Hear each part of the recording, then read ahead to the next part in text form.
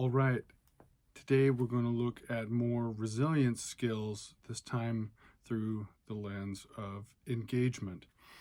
So being engaged in something, sometimes called a flow state, is that experience you have when you're doing something that you like to do, that you're totally engrossed in. It's something that time can stand still. For me, if I'm playing guitar, I studied that for years. I love to do this creative thing.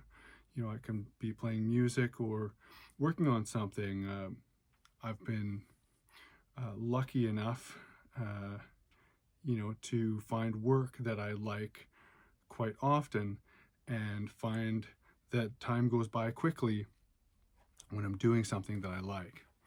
So this goes back to, again, a lot of this resilience stuff that I'm talking about comes out of Martin Seligman's work with positive psychology.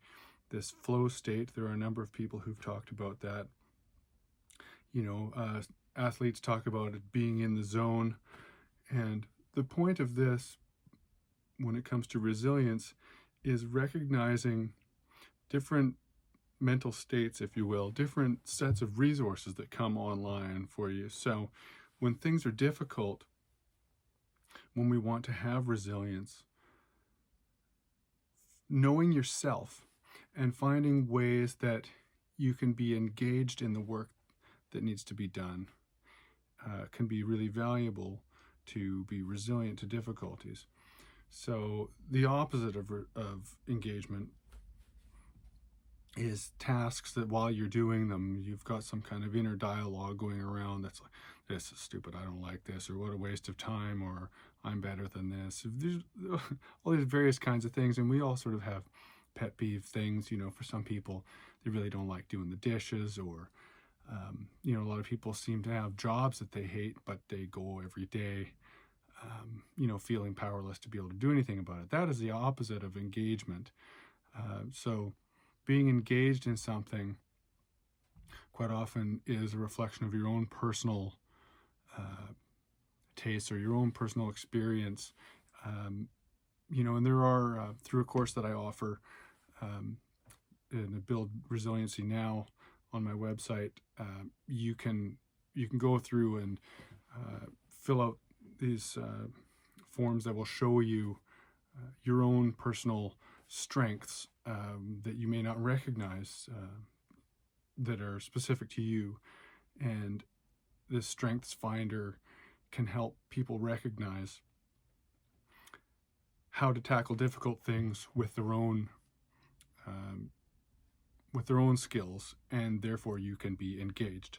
Hope you're following this. So there's a story of a woman who was sending her teenager off to university, and she was really upset about this, knowing that she was going to miss him, but knowing that it's good for him and everything else, but really finding a lot of difficulty with it. Knowing herself, this person being a planner, liking to really organize things, found that making a chart that showed, okay, well, when we drive to these universities to check them out, we'll plan out, we'll put these little stickers over here for these are going to be the rest stops, and then we'll go to these spots during these days. And using this this set of resources that she had in order to tackle something that was otherwise difficult made a huge difference and made her resilient and able to show up for her child during this transitional period of their life. So engagement is another thing that we can look to, which may involve some self-knowledge, some self-reflection to get there. And that is something that can bolster your strength to become more resilient in difficult times. Hope you're liking these videos. Feel free to comment below, and I'll put a link to this course that I do offer, and I hope you find that useful when you decide to learn more about that. Thanks again. Take care of yourselves.